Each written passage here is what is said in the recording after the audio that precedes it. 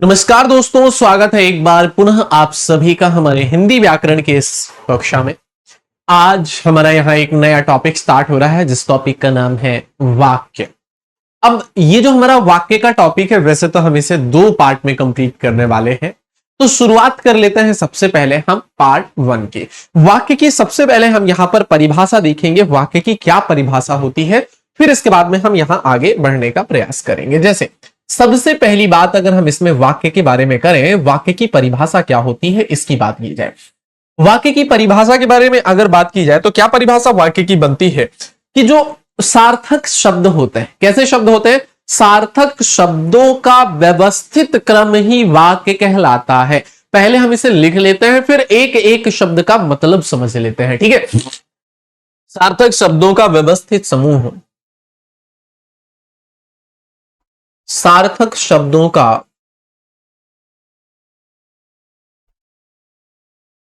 व्यवस्थित समूह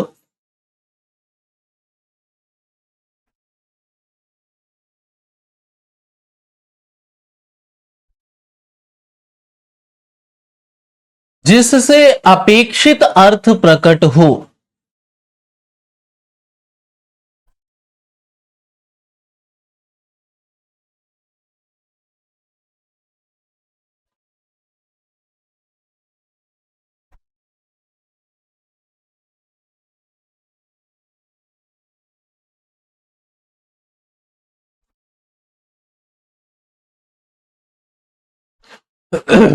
क्या परिभाषा है? सार्थक शब्दों का व्यवस्थित समूह जिससे अपेक्षित अर्थ प्रकट।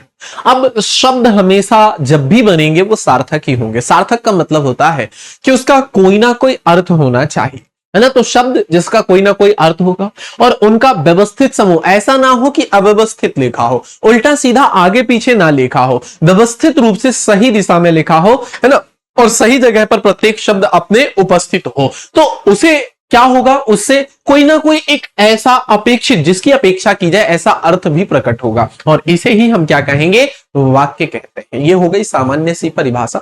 एक उदाहरण हम वाक्य का लिखते हैं। मान लीजिए हम अगर बात करें कि क्या है उदाहरण वाक्य के,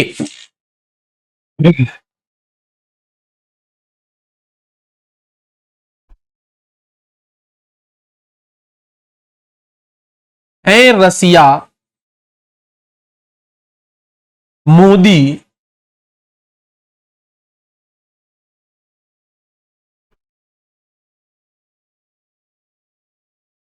गए प्रधानमंत्री।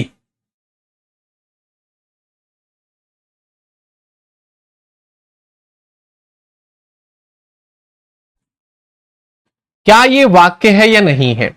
अब इसको हम कहते हैं कि साहब ये वाक्य नहीं है। क्यों? क्योंकि ये अपेक्षित अर्थ नहीं प्रकट कर पा रहा है, व्यवस्थित समूह में नहीं लिखा है। अब जब हम इसे व्यवस्थित समूह में लिखेंगे तो कैसे लिखा जाएगा? तो ये आएगा कि प्रधानमंत्री मोदी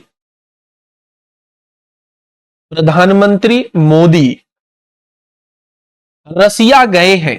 कहां गए हैं? रसिया गए हैं। ठीक है साहब, ये हो गई आपकी बात, कहानी खत्म। मतलब ये हमारा सही वाक्य कहलाएगा। तो सही वाक्य के लिए व्यवस्थित समूह होना उसका आवश्यक है। वाक्य व्यवस्थित समूह में होगा तभी वह वाक्य हमारा सही वाक्य कहलाएगा। व्यवस्थित अगर नहीं है समूह में तो हमारा वो वाक्य सही नहीं कहलाएगा। अगली बात करते हैं हम यहां पर वाक्य के बारे में। वाक्य के अनिवार्य कुछ तत्व होते हैं, उनकी चर्चा की जाए।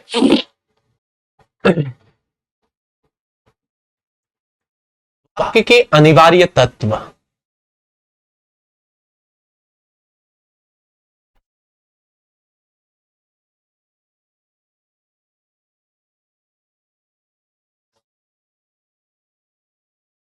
देखिए हाँ, वाक्य के अनिवार्य तत्वों की अगर हम चर्चा करें तो वाक्य के कितने अनिवार्य तत्व होते हैं? यहाँ पर 6 तत्व होते हैं। कितने तत्व होते हैं?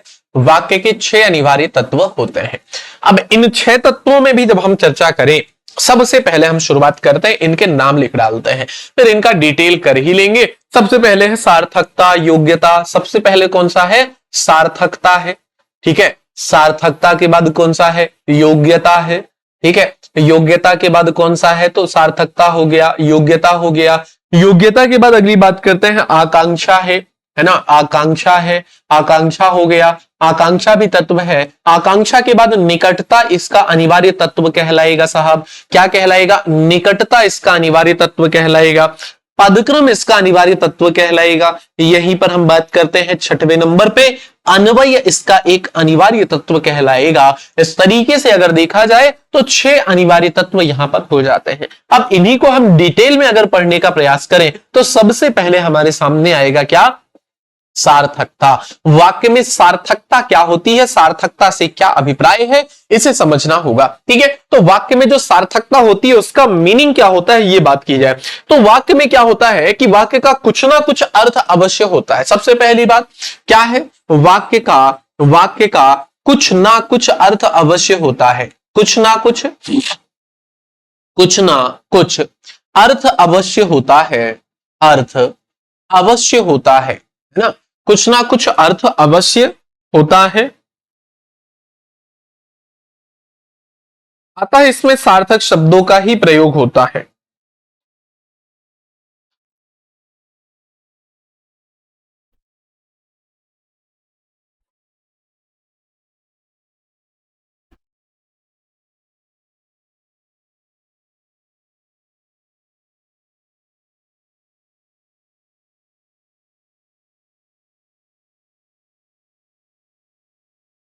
एक बड़ी अच्छी चीज है सार्थक।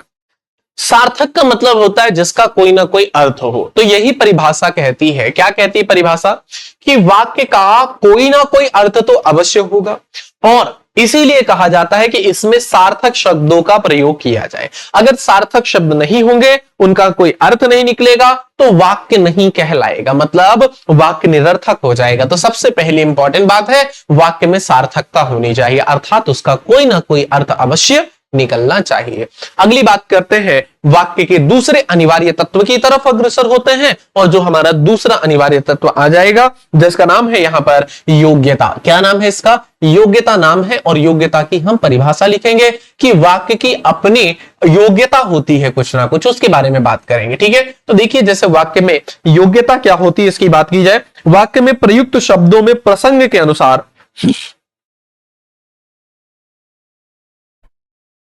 वाक्य में प्रयुक्त शब्दों में प्रसंग के अनुसार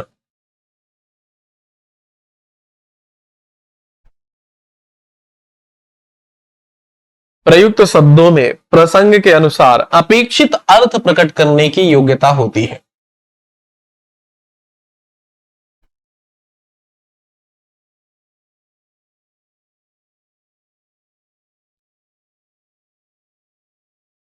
अपेक्षित अर्थ प्रकट करने की योग्यता होती है ना, अपेक्षित जो उनसे अपेक्षा है वही अर्थ प्रकट करने की क्या होती है, योग्यता होती है। अब जैसे किसी वाक्य से अपेक्षा है कि ऐसा अर्थ देना चाहिए परंतु वो वैसा अर्थ ना देके कुछ और दे रहा है। जैसे कहा जाए रोटी पी ली, अरे ये बताओ कभी कोई रोटी पीता है क्या, नहीं पीता। तो ये वाक्य हमारा अपेक्षित अर्थ नहीं प्रकट कर पा रहा है, वाक्य में योग्यता ही नहीं है कि वो क्या कर पाए, सही अर्थ प्रकट कर पाए। इसलिए यहां पर क्या लिखा जाएगा, रोटी खा ली, क्या आएगा, रोटी खा ली, ये हमारा सही माना जाएगा। तो यहां पर यही बात आपको ध्यान रखने योग्य है कि वाक्य के अंदर योग्यता होनी चाहिए कि वो अपेक्षित अर्थ प्रकट करा पाए। वाक्य के अंदर क्या होनी चाहिए, योग्यता होनी चाहिए कि वह अपना अपेक्षित अर्थ प्रकट करा पाए। तो ये एक बड़ी इंपॉर्टेंट बात है, दूसरा नंबर का तत्व है जिसे कहा जाता है योग्यता। और योग्यता के बाद हम आगे बढ़ते हैं, थर्ड नंबर पे आते हैं जिसका नाम है आकांक्षा। क्या नाम है इसका, तीसरे नंबर पर आएगा जिसका नाम है आकांक्षा। तो चलिए देखते हैं आकांक्षा शब्द क्या होता है, वाक्य में आकांक्षा तत्व क्या है, इसकी परिभाषा देखते हैं। लिखिएगा, आकांक्षा का अर्थ है इच्छा,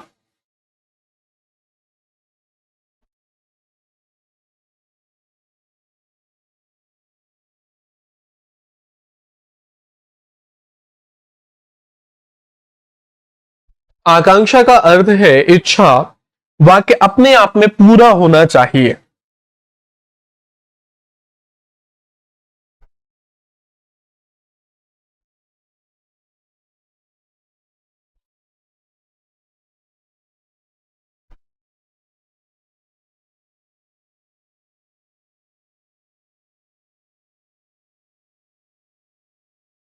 वाक्य अपने आप में पूरा होना चाहिए, उसमें किसी ऐसे शब्द की कमी नहीं होनी चाहिए,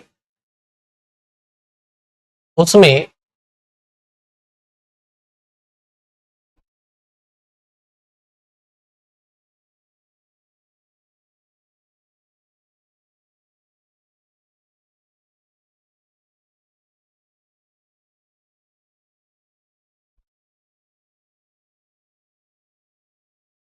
उसमें किसी ऐसे शब्द की कमी नहीं होनी चाहिए जिसके कारण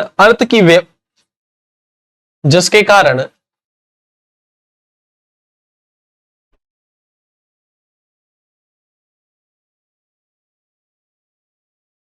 अर्थ की अभिव्यक्ति में अधूरापन लगे।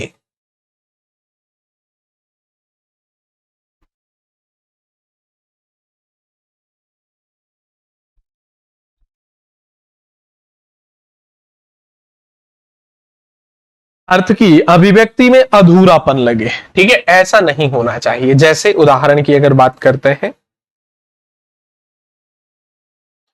लिखा हुआ है पत्र लिखता है।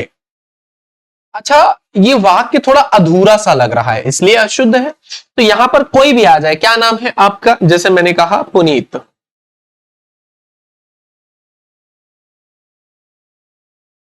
पत्र लिखता है, ठीक है, तो यहां पर कोई पत्र लिख रहा है तब जाके ये वाक्य पूरा हो। लेकिन अगर ऐसा लिखा है कि पत्र लिखता है, तो साहब कौन लिखता है पत्र, कुछ पता ही नहीं है।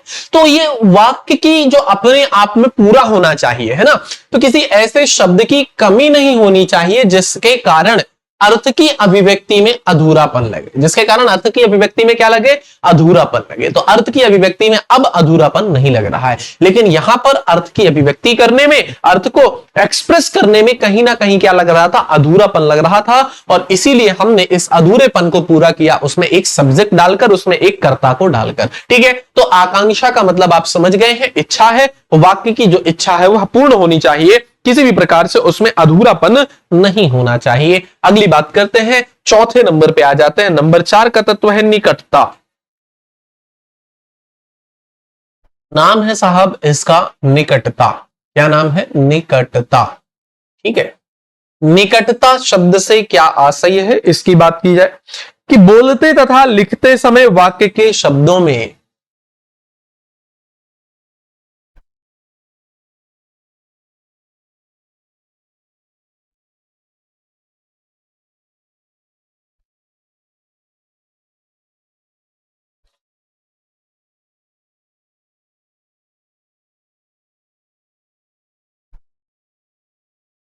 परस्पर निकटता का होना बहुत आवश्यक है।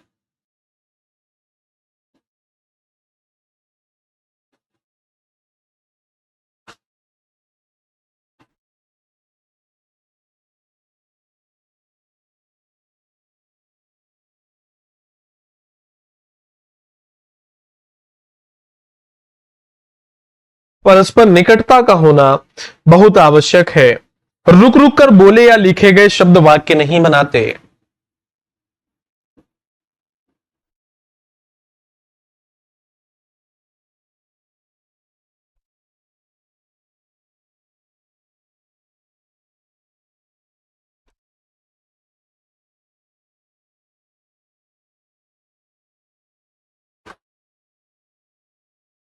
लिख लीजिए, लिखते जाइए जल्दी जल्दी से, है ना। रुक रुक कर बोले या लिखे गए शब्द वाक्य नहीं बनाते, अतः वाक्य के पद निरंतर प्रवाह में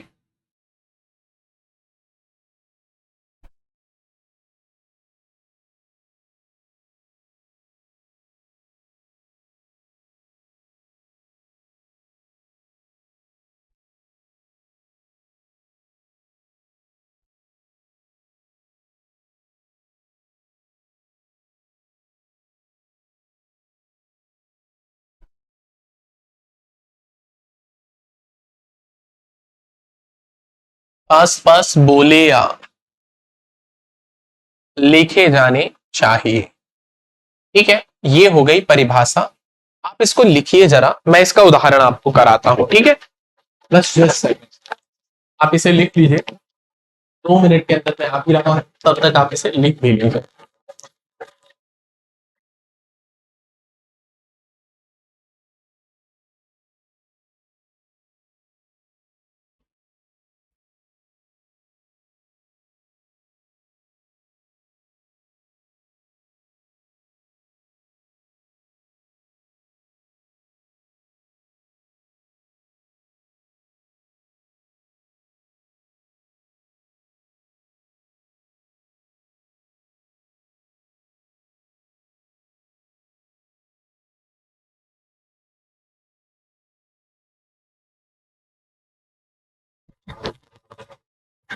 चलिए सर, बढ़ते हैं आगे और देखते हैं इसकी कहानी क्या लिखी है।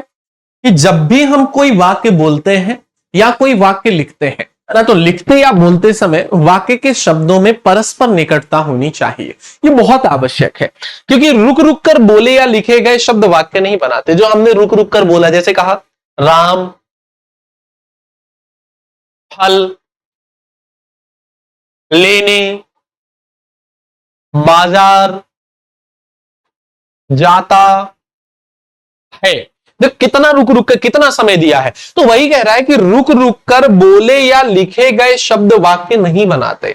अतः वाक्य के पद निरंतर प्रवाह में पास पास बोले या लिखे जाने चाहिए। निरंतर प्रवाह होना चाहिए उनमें, है ना, तभी वो पास पास बोले और लिखे जाने चाहिए। ये बात होती है। उदाहरण है इसका, उदाहरण तो कुछ भी लिख सकते हो, उदाहरण की कोई इसमें लिखने की आवश्यकता है नहीं वैसे, है ना। इसमें क्या ही उदाहरण लिखोगे बोलने के लिए। चलिए, नंबर 5 है पदक्रम।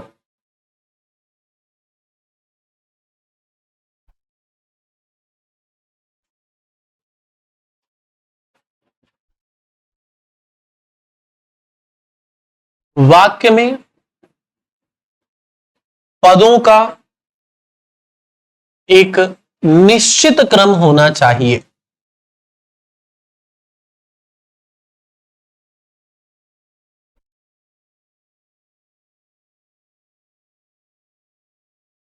पदों का एक निश्चित क्रम होना चाहिए, है ना। जैसे उदाहरण की अगर बात करें,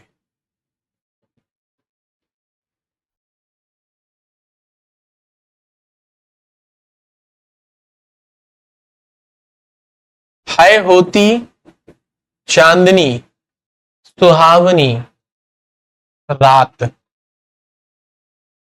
क्या ये आपको जो इसका क्रम है सही लग रहा है? मुझे तो नहीं लग रहा है। और अगर जब इसका पदक्रम सुनिश्चित नहीं है, पदक्रम निश्चित नहीं है, तो फिर ये हमारा वाक्य नहीं बनेगा। क्या होना चाहिए? इसका जो सही पदक्रम होना चाहिए वो ये होना चाहिए, चांदनी रात सुहावनी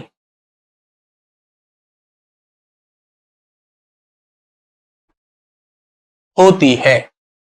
ये हमारा सही पदक्रम बना है। और यही कहा जा रहा है कि पदक्रम का विशेष ध्यान रखना चाहिए, तभी यहां पे हमारा ये वाक्य कहलाएगा, अन्यथा नहीं। नंबर 6 अंतिम तत्व है वाक्य का। देखते हैं अन्वय। ठीक है, अन्वय लिखिएगा, अन्वय लिखना है। अन्वय का अर्थ है मेल।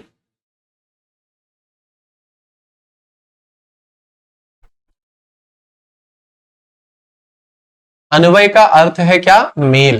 ठीक है, परिभाषा है वाक्य में लिंग वचन पुरुष काल कारक आदि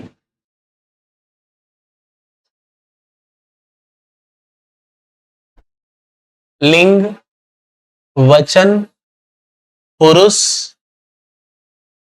काल कारक आदि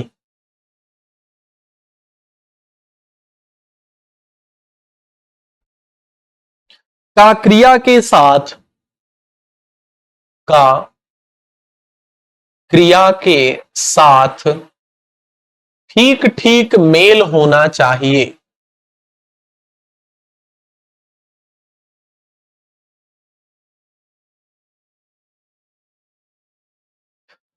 ठीक ठीक मेल होना चाहिए, है ना।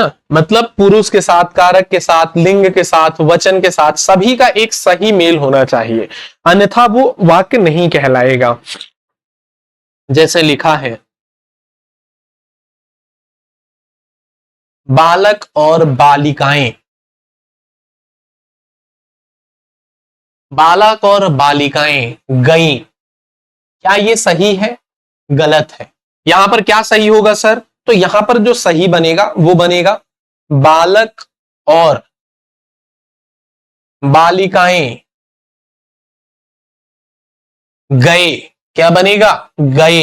ये सही यहां पर बनेगा। तो ये अन्वय होता है। लिंग वचन के आधार पर, संज्ञा सर्वनाम के आधार पर, पुरुष के आधार पर, काल के आधार पर उसका सही मेल होना चाहिए, यही तब हमारा वाक्य बनाएगा, अन्यथा वह वाक्य नहीं बनेगा। अब ये तो थे वाक्य के अनिवार्य तत्व। अब हम देखेंगे वाक्य के अंग या अवयव, है ना, वाक्य के अंग या अवयव, जो कि हमारा एक इंपॉर्टेंट पॉइंट है वाक्य के लिए, हम वो देखेंगे। ठीक है, हेडिंग डालते हैं,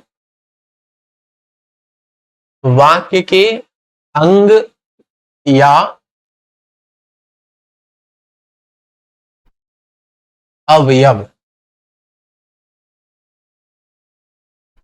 देख लो सर, दो अंग या अवयव हैं इसके। एक है उद्देश्य, दूसरा है क्या, विधेय। ठीक है, उद्देश्य क्या होता है, विधेय क्या होता है, इन दोनों को हमें भली भांति समझना है। सबसे पहला हमने यहां पर क्या कहा, उद्देश्य क्या कहलाता है कि कर्ता एवं कर्ता का विस्तार। क्या है, कर्ता और कर्ता का विस्तार, यही हमारा उद्देश्य है। मतलब काम करने वाला, कर्ता मतलब काम करने वाला, जो कार्य करे वही हमारा कर्ता है, और कर्ता का जो विस्तार है वह भी उद्देश्य है, और बचा हुआ शेष भाग कहलाता है क्या, विधेय कहलाता है। तो हम इसकी परिभाषा देखते हैं, यहां पर क्या है उद्देश्य, और फिर क्या बचेगा हमारा विधेय। ठीक है, तो चलिए देखते हैं, जिसके बारे में कुछ बताया जाता है उसे उद्देश्य कहते हैं।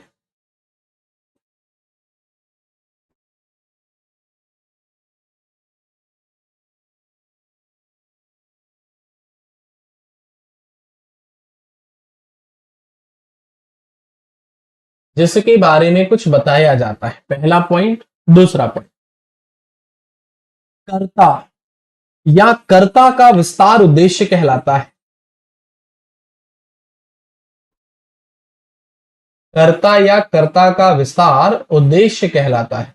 ठीक है, तीसरा पॉइंट, उदाहरण की अगर बात की जा रही है, उदाहरण लिखा है, जैसे क्या लिखा है, कोई भी उदाहरण लिखा है।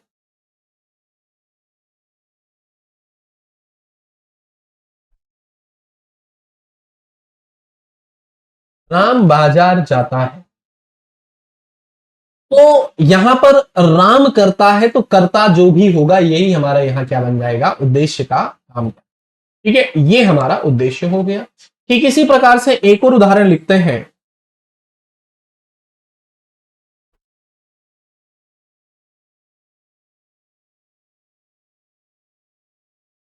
परिश्रम करने वाला व्यक्ति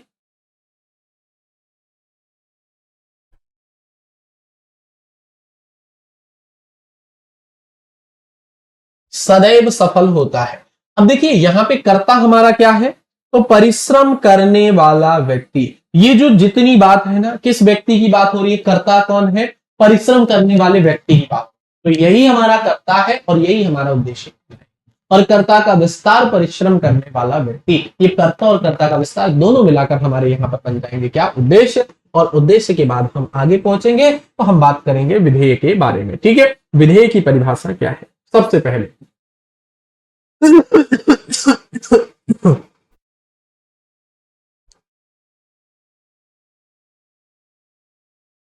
उद्देश्य के बारे में जो कुछ कहा जाता है, उद्देश्य के बारे में जो कुछ कहा जाता है वह विधेय है।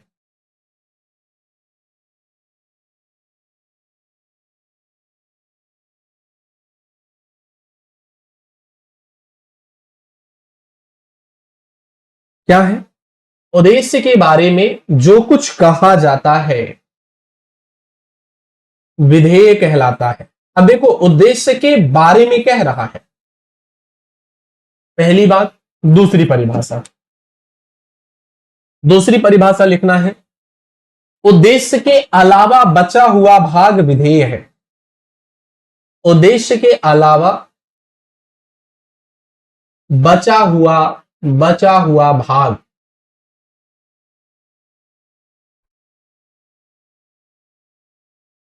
विधेय कहलाता है। फिर हम उदाहरण की बात करते हैं।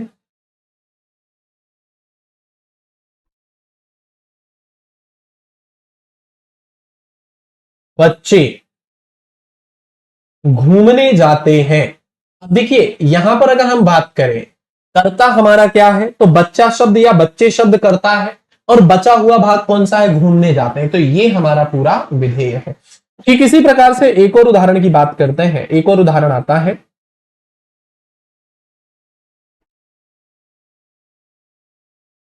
जो पढ़ेगा वही बढ़ेगा। ठीक है, तो देखिए यहां पर जो पढ़ेगा करता है और वही बढ़ेगा, ये हमारा क्या है, विधेय है। ठीक है, ये वाला भाग उद्देश्य है और उधर वाला बचा हुआ भाग हमारा विधेय है। तो यहां से हमारी कहानी समाप्त होती है उद्देश्य और विधेय की। ये कंप्लीट होता है हमारा उद्देश्य और साथ ही साथ लगे हाथ क्या, विधेय भी यहीं पर समाप्त हो जाता है। तो कंप्लीट हुआ ये उद्देश्य और विधेय की कहानी। आगे बढ़ते हैं और बाकी चीजों को देखते हैं। तो चलिए उद्देश्य विधेय लिख लेना, इसमें शायद किसी को भी किसी भी प्रकार की कोई भी समस्या नहीं होगी। ठीक है, अब हम इसके बाद में वाक्य के भेद करेंगे। ठीक है, तो जो वाक्य के भेद वाली हमारी क्लास होगी ना, वो हम एक अलग क्लास ले लेंगे, जिसमें वाक्य के दो प्रकार से भेद देखेंगे। एक रचना के आधार पर, कर्म के आधार पर वाक्य के 3 भेद। वहीं पर हम एक भेद पढ़ने वाले हैं अर्थ के आधार पर, तो आ से अर्थ और आ से 8। वाक्य के अर्थ के आधार पर 8 भेद हैं, जबकि अर्थ के आधार पर शब्दों के भेद हमने 4 देखे थे।